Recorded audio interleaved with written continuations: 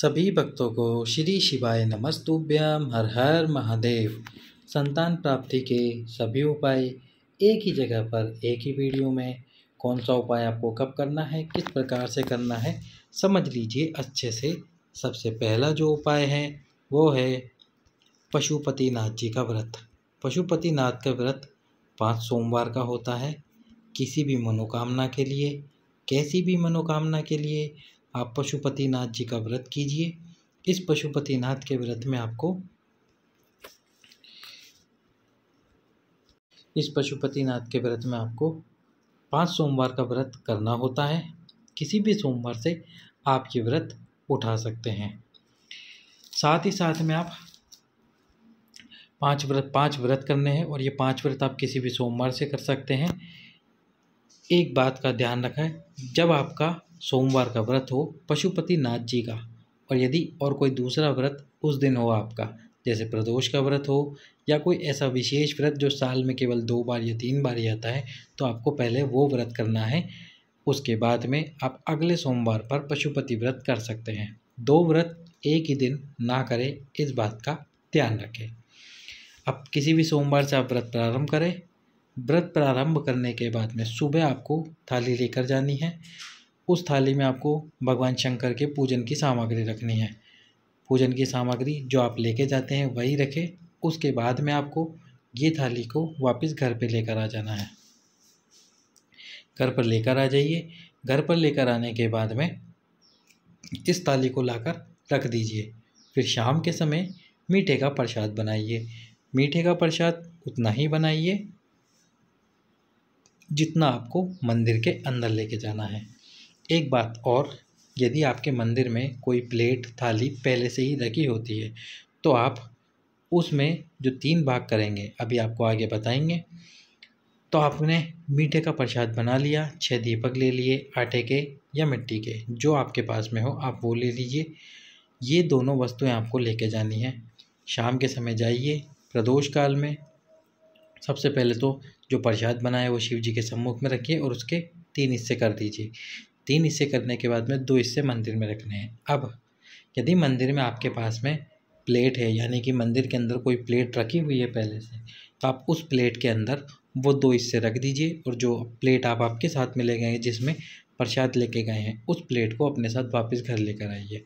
यदि मंदिर के अंदर प्लेट नहीं होती है तो फिर आप एक काम कर सकते हैं। जो दोंदे आते हैं, 20 रुपये का उनका एक पैकेट आता है दोंदे का, 20 या 30 रुपये का, वो एक पैकेट आप मंगवा लें किसी से भी शॉप से, और उसके बाद में 2 दोंदे अपने साथ थाली में लेकर जाएं। जब आप मंदिर के अंदर प्रसाद के 3 हिस्से करेंगे, पहले 3 हिस्से करना, उसके बाद में जब 3 हिस्से हो जाए दीपक प्रज्वलित कर दे। उसके बाद में वो 3 हिस्से में से जो 2 हिस्से उनको एक एक दोंदों में रख देना, और उसके बाद में जो एक हिस्सा है उसको अपने साथ थाली में उठाकर लेकर आ जाना घर पे। घर में प्रवेश करने से पहले दीप प्रज्वलित कीजिए आपके सीधे हाथ पर। जब घर में प्रवेश करते समय जो आपका सीधा हाथ पड़ता है उस पर आपको दीप प्रज्वलित करना है। उसके बाद में घर में प्रवेश कर जाइए। जिसका व्रत है उसी को ही प्रसाद ग्रहण करना है और किसी को प्रसाद नहीं देना है। शाम के समय, रात्रि के समय खाना खाने से पहले जो आप प्रसाद लेकर आए उसको खा लीजिए और उसके बाद में आपका व्रत पूर्ण होगा। फिर आपको इसी प्रकार दूसरा, तीसरा, चौथा और 5वां व्रत करना है। 5वें व्रत में आपको इस पशुपति व्रत का उद्यापन करना है। कोई सी भी 108 वस्तु एक एक करके समर्पित करनी है शिवलिंग पे। श्री शिवाय नमस्तुभ्यम बोलते हुए समर्पित करनी है। श्री शिवाय नमस्तुभ्यम बोलते हुए एक एक वस्तु समर्पित कीजिए और उसके बाद में एक नारियल श्रीफल पर मूली का धागा लपेटकर 7 बार मूली का धागा लपेटिए और उसको भगवान शंकर के शिवलिंग से स्पर्श कराकर शिवलिंग के पास में ही रख दीजिए। इस प्रकार से आपको इस पशुपति व्रत का उद्यापन करना है। साथ में सीधा, जो कि आटा चावल दाल होता है, वो थोड़ा थोड़ा किसी भी थैली में रखकर भगवान शंकर के पास में ही रख दीजिए। जो ब्राह्मण होगा वो ब्राह्मण उस सीधे को ले जाएगा अपने साथ में। इस प्रकार से आपको ये व्रत करना है मनोकामना पूर्ति के लिए। पशुपतिनाथ जी का व्रत मनोकामना की पूर्ति करता है। जिन माताओं बहनों को संतान प्राप्त नहीं होती, उन्होंने इसी व्रत के द्वारा संतान की प्राप्ति की है। दूसरा जो उपाय है वो है पूरे महीने यानी 12 महीने में कभी भी किया जाने वाला उपाय, वो है सफ़ेद आंकड़े की जड़ वाला उपाय। सफ़ेद आंकड़े की जड़ आप लेकर आइए अपने पति के साथ, और अपने पति के साथ सफ़ेद आंकड़े की जड़ को लाकर उसको पीरियड के 7वें दिन, रजस्वला धर्म के 7वें दिन शिव मंदिर में लेके जाइए। 7वें दिन शिव मंदिर में ले जाकर अपने साथ में पति को भी ले जाकर उस जड़ को तुमरुका जी या फिर तुमरुकेश्वर महादेव का नाम लेके 21 बार शिवलिंग पे से घुमा लीजिए। तुमरुकेश्वर महादेव और तुमरुका जी दोनों एक ही है, तो तुमरुकेश्वर महादेव के नाम से उस जड़ को घुमा लीजिए। फिर आपको लाल कपड़े में, लाल धागे में नंदी जी के पीछे की तरफ खड़े होकर शिवलिंग को देखते हुए उस जड़ को बांधना है। यदि मंदिर में जगह ना हो नंदी जी के पीछे खड़े होने की, तो शिवलिंग के सम्मुख में खड़े होइए और उस जड़ को लाल धागे से लाल कपड़े में लपेटकर बांध लीजिए महिला माता अपनी कमर में। फिर आपको एक पीपल का पत्ता प्रतिदिन समर्पित करना है पिपलेश्वर महादेव के नाम से भगवान शंकर के शिवलिंग के ऊपर। समर्पित करने के बाद में उस क्षमा कीजिए पिपलेश्वर महादेव के नाम से नहीं, अवधूतेश्वर महादेव के नाम से वो पीपल का पत्ता समर्पित करना है। अवधूतेश्वर महादेव के नाम से पीपल का पत्ता समर्पित कीजिए। 5 मिनट बाद पीपल का पत्ता उठा लीजिए, उसको गाय के दूध में उबालिए। पति और पत्नी दोनों उस दूध को पीकर सो जाइए। रात्रि के समय पत्ते को आपको खाना नहीं है। जब दूध में आप पत्ते को उबाल लें तो उसको बाहर निकालकर किसी भी वृक्ष के नीचे रख देना है। प्रतिदिन एक पत्ता गाय के दूध में उबालना है, उसका दूध पीना है, पति और पत्नी दोनों को ही। इस प्रकार से ये सफ़ेद आंकड़े की जड़ वाला उपाय करना है। तीसरा जो उपाय है वो है तुमरुकेश्वर महादेव का उपाय। तुमरुकेश्वर महादेव का उपाय जो कि है पंचपात्र वाला उपाय, पंच वस्तुओं वाला उपाय।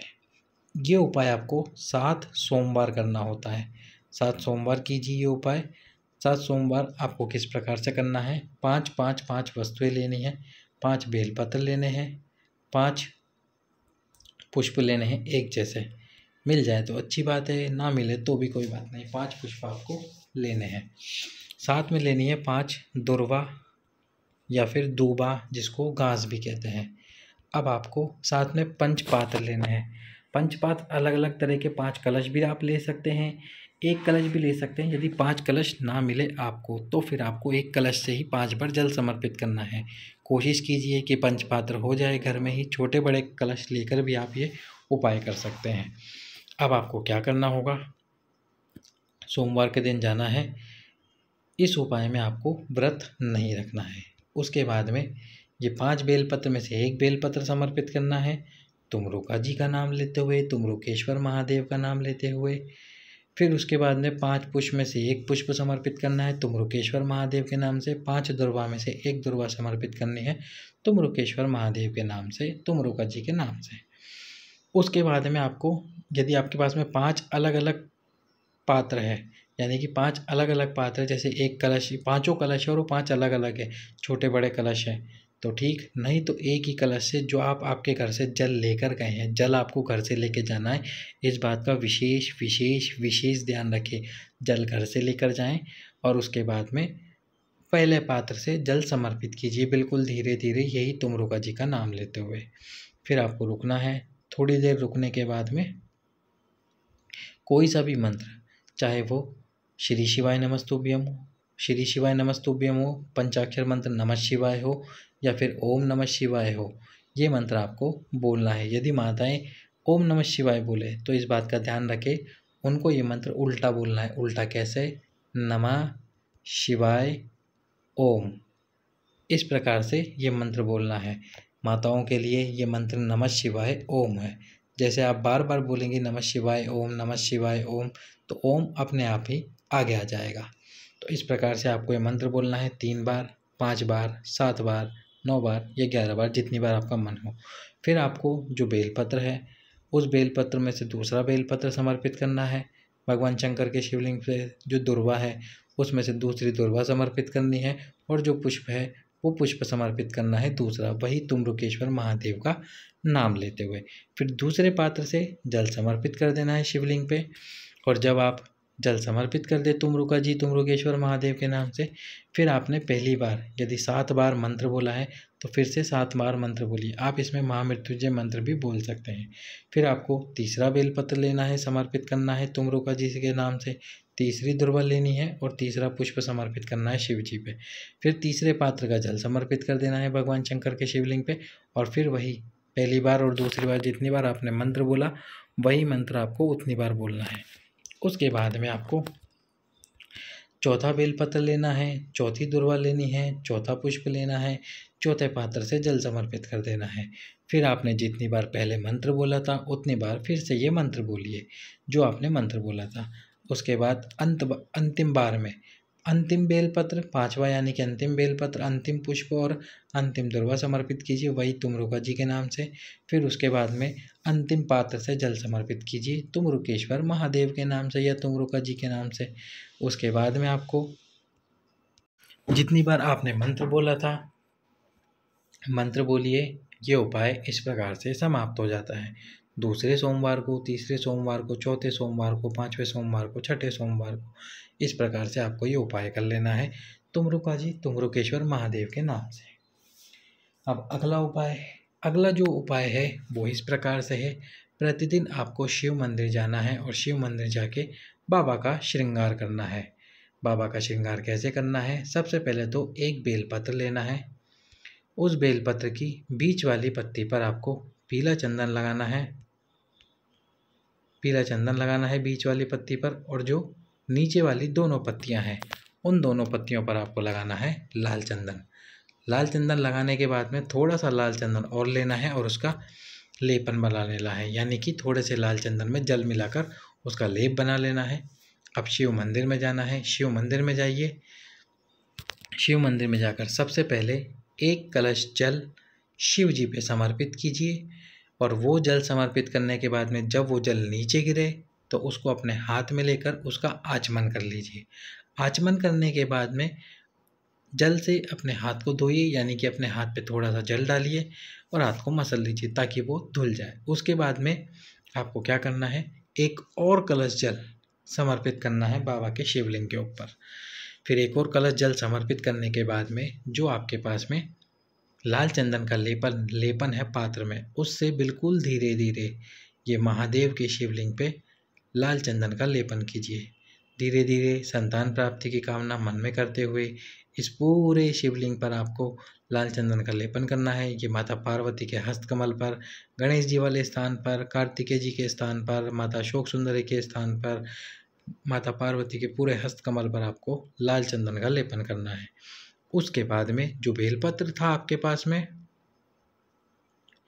उस बेलपत्र की जो बीच वाली पत्ती पर आपने पीला चंदन लगाया था, दोनों नीचे वाली पत्ती पर लाल चंदन लगाया था, उस बेलपत्र को अपने हृदय से लगा के, यानी कि अपने हृदय से लगाकर उस बेलपत्र को बाबा के शिवलिंग पे समर्पित करना है। डंडी की दिशा आपके विपरीत रखते हुए, संतान प्राप्ति की कामना करते हुए, संतान की मनोकामना करते हुए, पुत्र की मनोकामना करते हुए शिवलिंग पर समर्पित कर देना है। शिवलिंग पर समर्पित करने के बाद में फिर आपको एक कलश जल और समर्पित करना है। एक कलश जल और समर्पित कर दीजिए। उसके बाद में घर आ जाना है।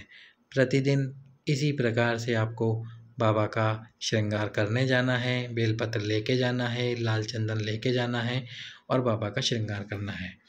ये भी संतान प्राप्ति का उपाय है। अब अगला उपाय, तो अगला जो उपाय है वो इस प्रकार है।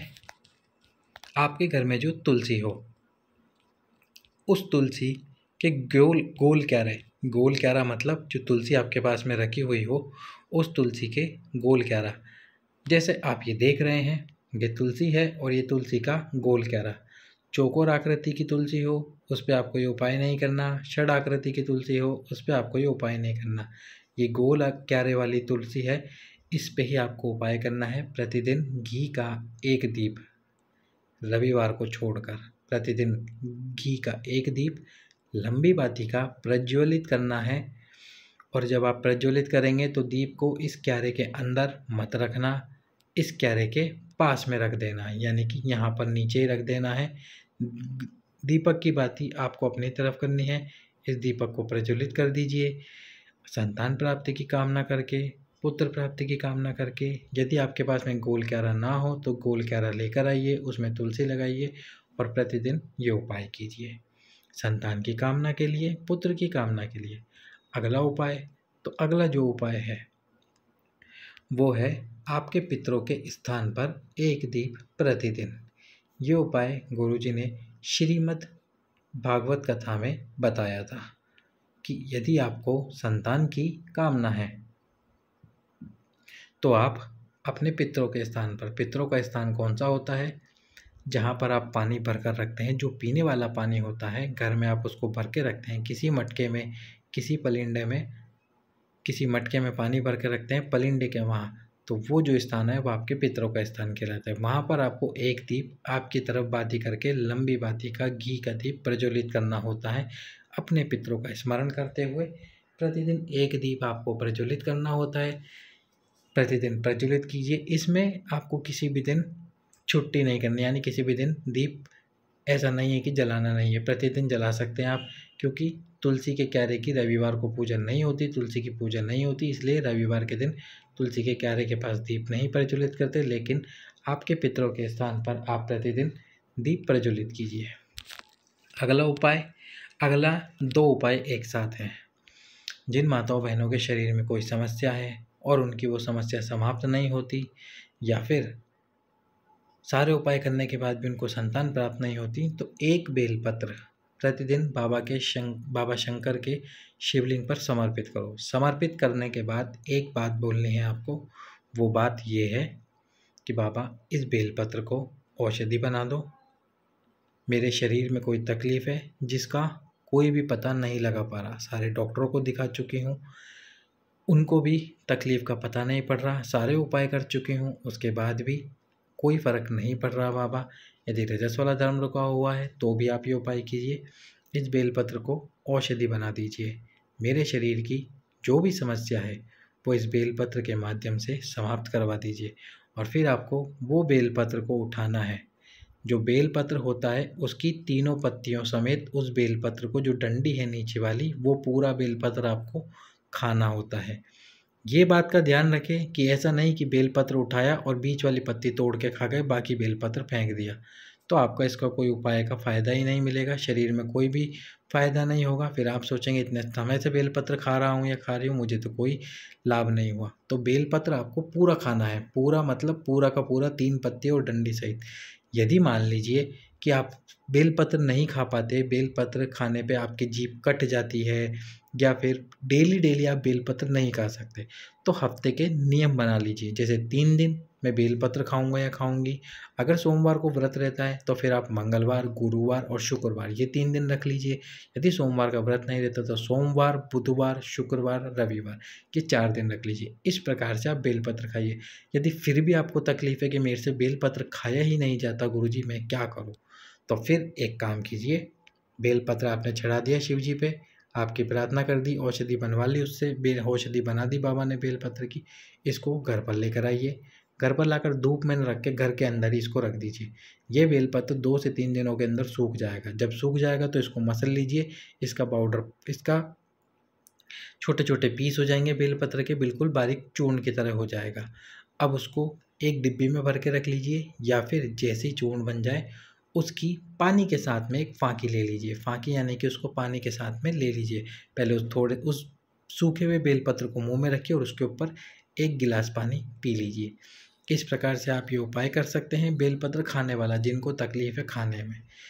अब साथ ही साथ में आपको क्या करना होता है, जब आप भगवान शंकर के शिवलिंग पे जल चढ़ा रहे होते हैं, तो जल जब यहाँ से नीचे गिर रहा होता है ये शिवलिंग से, तो उस जल को अपने हाथ में रखना होता है। थोड़ी देर हाथ में रख के बोलिए बाबा से, गुरुजी कहते हैं कि इस जल को पीने से शरीर की सारी समस्याएं समाप्त होती है बाबा, अब तू इस शरीर की सारी समस्याएं समाप्त कर और मुझे संतान की प्राप्ति करा। उस जल को पी लीजिए। पीने के बाद में उस हाथ को आपके सर के ऊपर नहीं फेरना है, इस बात का विशेष ध्यान रखें। तो ये भी हो गया संतान प्राप्ति का उपाय। अब अगले उपाय की तरफ चलते हैं। अगला उपाय जो अभी अभी गुरुजी ने बताया है, हाल ही की कथा में जो है पितृ शिव महापुराण की कथा में जो बताया, देव पितृ शिव महापुराण में, एक सफ़ेद पुष्प। सफ़ेद पुष्प कोई सा भी, जो आप स्क्रीन पर देख रहे हैं सदा सुहागन का पुष्प, वो पुष्प हो सकता है, या फिर ये जो आप देख रहे हैं धतूरे का पुष्प, ये पुष्प हो सकता है। ये आप देख रहे हैं आंकड़े का पुष्प, ये पुष्प हो सकता है। या फिर ये आप देख रहे हैं सफ़ेद गुलाब, ये हो सकता है। या फिर ये जो आप पुष्प देख रहे हैं ये सफ़ेद पुष्प हो सकता है। कोई सा भी सफ़ेद पुष्प हो, 15 साल हो गए, 20 साल हो गए, बहुत परेशान हो, बहुत तकलीफ़ है, तो इस श्राद्ध पक्ष की शिवरात्रि के दिन यानी कि 12 अक्टूबर के दिन वो एक फूल बाबा को समर्पित कीजिए। फूल वाला भाग बाबा की तरफ, डंडी वाला भाग आपकी तरफ रख कर बाबा से प्रार्थना कीजिए, बहुत समय हो गए बाबा, बहुत परेशान हूँ, मुझ पर कृपा करो महादेव और मुझे संतान की प्राप्ति कराओ। ये उपाय आपको करना है। इसके साथ में अब अगला उपाय है प्रजापति दक्ष, माता वीरणी और माता प्रसूति। माता प्रसूति, माता वीरणी और प्रजापति दक्ष वाला ये उपाय किसी विशेष दिन का ही है, यानी कि विशेष महीने का ही है। और वो विशेष महीना होता है वैशाख का महीना। जो वैशाख का महीना आता है चैत्र महीने के बाद में, उस महीने में आपको ये उपाय करना होता है। ये 3 नाम आपको रट लेने होते हैं, ध्यान से याद कर लेने होते हैं। इन उपाय को याद करने के बाद में जो आपके आसपास में बरगद का पेड़ यानी कि जो वट वृक्ष होता है, उस वट वृक्ष के नीचे पति और पत्नी दोनों को सबसे पहले तो 2 कलश लेने होते हैं। एक कलश के ऊपर एक कलश रखते हैं, एक मिट्टी का कलश हो जाता है और एक दूसरा कोई सा भी कलश हो, तांबे का कलश हो या स्टील का कलश हो, दोनों में आपको जल भरना होता है। जल भरने के बाद में एक कलश के ऊपर एक कलश लेके जाते हैं। वट वृक्ष के नीचे जो भी शिवलिंग होता है, वो कोई सा भी शिवलिंग हो, फिर सीमेंट का हो, पत्थर का हो, कोई भी शिवलिंग जो रखा हुआ हो। यदि शिवलिंग ना हो तो फिर कोई सा भी कंकड़ जो उस वट वृक्ष के नीचे हो, बोले मैं तो अब इस कंकड़ को ही शंकर मानता हूँ, मानती हूँ। एक कलश के ऊपर एक कलश रखकर लेके जाना है। पति और पत्नी दोनों को इस शिवलिंग पर, मतलब पति को एक हाथ सीधे हाथ में मिट्टी का कलश, उल्टे हाथ में तांबे का कलश लेके ये जो शिवलिंग है इस पर समर्पित करना है 3 नाम लेते हुए। प्रजापति दक्ष, जो आपको बताया अभी, प्रजापति दक्ष, माता वीरणी और माता प्रसूति, इन तीनों का नाम लेते हुए संतान प्राप्ति की कामना करते हुए आपको वो जल समर्पित करना है शिवलिंग पे। अब ये जो शिवलिंग से जल गिरेगा, इस जल को किसी पात्र में झेलना है और झेलने के बाद में इसी वृक्ष के नीचे खड़े होकर पति और पत्नी दोनों को उस जल को पी लेना है। पीते समय ये 3 नाम फिर स्मरण करना है, प्रजापति दक्ष, माता वीरणी और माता प्रसूति, इन तीनों का नाम स्मरण करना है, संतान प्राप्ति की कामना करनी है। ये वैशाख महीने के किसी भी दिन आप उपाय कर सकते हैं। ये भी संतान प्राप्ति का ही उपाय है जो गुरुजी ने कथा में बताया था। अगला जो उपाय है वो है 2 बेलपत्र, 1 कटोरी खीर, 1 कटोरी घी वाला उपाय है। इसमें आपको 2 बेलपत्र लेने पड़ते हैं। 2 बेलपत्र लेने के बाद में आपको, साल में केवल 2 ही तिथियाँ आती हैं जब आप ये उपाय कर सकते हैं, और वो 2 तिथियाँ कौन सी है, वो है एकादशी। वो भी कौन सी एकादशी, कामदा एकादशी और पुत्रदा एकादशी, दोनों एक ही होती है। पुत्रदा एकादशी साल में केवल 2 ही आती है, एक जनवरी के महीने के आसपास आती है, जनवरी दिसंबर में, और एक आती है सावन के महीने में। केवल इन 2 महीने में ये कामदा एकादशी, पुत्रदा एकादशी आती है। तो इस दिन आपको उपाय करना होता है। 2 कटोरी लेनी होती है, एक में खीर का भोजन यानी खीर बना के रखनी होती है, और एक कटोरी में आपको घी रखना होता है। गाय का घी हो तो बहुत अच्छी बात है, नहीं हो तो जो घर में घी हो फिर वो ही लेके जाना होता है। उस दिन आपको, यदि पत्नी उपाय करने जा सकती है तो पत्नी कीजिए उपाय जाके, यदि पुरुष उपाय करने जा रहे हैं तो पुरुष कीजिए उपाय जाके। फिर आपको क्या करना होता है, इन दोनों कटोरियों को लेकर शिव जी के सम्मुख में रख देनी होती है, संतान प्राप्ति की कामना करते हुए, पुत्र प्राप्ति की कामना करते हुए। साथ में एक दीप लेके जाना होता है, लंबी बाती का, जिसमें घी डाल रखा होता है। और वो जो 2 बेलपत्र हैं, वैसे तो गुरुजी ने बताया था कि शिवलिंग के ऊपर चढ़ा हुआ बेलपत्र लेना है, पर यदि आप ये उपाय करने गए और आपको बेलपत्र मिला ही नहीं शिवलिंग के ऊपर चढ़ा हुआ, तो फिर उपाय असफल हो जाएगा, फिर आप पछताएंगे और फिर रोना आएगा। इस वजह से आप 2 बेलपत्र अपने साथ में लेकर जाइए। उन 2 बेलपत्रों को शिवलिंग पे समर्पित कीजिए ये कटोरियों को रखने के बाद में, और फिर आपको भगवान शंकर की चौखट पे जाना है। उस चौखट पे जाके वहाँ बैठिए। बैठकर आसन लगाकर बैठने के बाद में जो दीपक है आपके पास में, उस दीपक को प्रज्वलित कर दीजिए। दीपक प्रज्वलित करने के बाद में जो 2 बेलपत्र चढ़ाए थे उसमें से 1 बेलपत्र उठा के वापस लाइए, यहाँ बैठिए, और बैठकर उस बेलपत्र को चबा चबा कर शिवलिंग को देखते हुए मन में कामना करते हुए खा लीजिए। और एक बेलपत्र को अपने साथ घर लेकर जाइए। अपने पति को वो बेलपत्र खिला दीजिए कैसे भी करके। पुत्र प्राप्ति, संतान प्राप्ति का ये कामदा एकादशी या पुत्रदा एकादशी वाला उपाय है। अब अगला जो उपाय है वो है पारिजात के पुष्प वाला उपाय। पारिजात का जो पुष्प होता है उस पुष्प से सोमवार की अष्टमी के दिन या फिर शिवरात्रि के दिन, जो मासिक शिवरात्रि रहती है उस दिन आप ये उपाय कर सकते हैं। उपाय में क्या करना होता है, पारिजात के पुष्प लेने होते हैं 35 से 40, जो उनके पीछे की डंडी होती है उस डंडी को तोड़ लेना होता है। तोड़ के उस डंडी को सुखाना होता है। सुखाना कहाँ होता है, घर के अंदर सुखाना होता है, धूप में नहीं सुखाना होता। फिर आपको जब आपने डंडी को तोड़ के सुखा लिया, उसको पीस लीजिए। पीसने के बाद में एक पारिजात का पुष्प लेना है। पुष्प को लेने के बाद में सबसे पहला जो पुष्प आपको समर्पित करना है, जैसा कि आप देख रहे हैं, ये माता अशोक सुंदरी के स्थान पर, माता अशोक सुंदरी के स्थान पर इस पुष्प को समर्पित कर दीजिए। समर्पित करते समय इस पुष्प को उसी प्रकार रखना है जिस प्रकार ये रखा हुआ है। डंडी वाला भाग महादेव की तरफ, पुष्प वाला भाग आपकी तरफ। संतान प्राप्ति की कामना करनी है और फिर इस पुष्प को उठाना है। उठाकर इस पुष्प को समर्पित करना है माता पार्वती के हस्तकमल पर। माता पार्वती के हस्तकमल पर समर्पित कीजिए। पुष्प वाला भाग शिव जी की तरफ कर दीजिए, डंडी वाला भाग आपकी तरफ रखिए। संतान प्राप्ति की कामना फिर से कीजिए मन में। फिर आपको क्या करना है, इस पुष्प को फिर से उठा लेना है। उठाकर अब शिवलिंग के ऊपर समर्पित करना है। शिवलिंग के ऊपर समर्पित करना है। शिवलिंग पर समर्पित करते समय पुष्प वाला भाग आपकी तरफ और डंडी वाला भाग महादेव की तरफ कर देना है, संतान प्राप्ति की कामना करते हुए। इसके बाद में आपको जो आपने उसकी डंडी को तोड़कर सुखाकर पीसा था उसमें थोड़ा सा जल मिलाइए, चंदन की तरह बनाकर बाबा के शिवलिंग पर एक त्रिपुंड का निर्माण कीजिए। त्रिपुंड का निर्माण कीजिए, पूरे शिवलिंग पर आप अच्छे से उस चंदन को लगा दीजिए। यदि उसके बाद भी चंदन बचता है या फिर वो सूखा हुआ जो उनकी डंडी को सुखाकर आपने चूर्ण बनाया था वो पिसा हुआ बचता है, तो प्रतिदिन उसमें जल मिलाकर उसका त्रिपुंड बाबा के शिवलिंग पर बनाना प्रारंभ कर दीजिए, यही कामना करते हुए। ये उपाय सोमवार की अष्टमी या फिर शिवरात्रि के दिन कर सकते हैं। यदि आपको ये पुष्प मिलता है तो आप ज़रूर से ज़रूर ये उपाय करके आए। अगला उपाय है वो है सोमवार की अष्टमी का उपाय। सोमवार की अष्टमी के दिन खीर का भोजन बनाकर, यानी कि खीर बनाकर, ये बेलपत्री का वृक्ष आप देख रहे हैं, इस बेलपत्री के वृक्ष के नीचे आपको ब्राह्मण और ब्राह्मणी को बिठाना है और उनकी गोद में उनके बच्चे को बिठाना है। सोमवार की अष्टमी के दिन ब्राह्मण ब्राह्मणी को बिठाने से पहले जो खीर आपने बनाई है उस खीर का थोड़ा सा भोग पात्र में लीजिए और उसका थोड़ा सा भोग इस बेलपत्री के वृक्ष के नीचे जो ज़मीन है उस पर लगाइए। एक दीपक लंबी बाती का प्रज्वलित कीजिए। उसके बाद में ब्राह्मण और ब्राह्मणी को साथ में उनकी गोद में उनके बच्चे को बिठाकर इस खीर का भोजन कराइए। खीर का भोजन कराने के बाद में इन दोनों की झूठी खीर को पति और पत्नी दोनों इसी बेलपत्री के वृक्ष के नीचे बैठकर खा लीजिए। 3 महीने के अंदर अंदर गर्भ ठहरता है आपका। ये उपाय केवल और केवल सोमवार की अष्टमी के दिन किया जाता है। सोमवार की अष्टमी के दिन ये उपाय कीजिए, निश्चित रूप से आपको संतान की प्राप्ति होगी।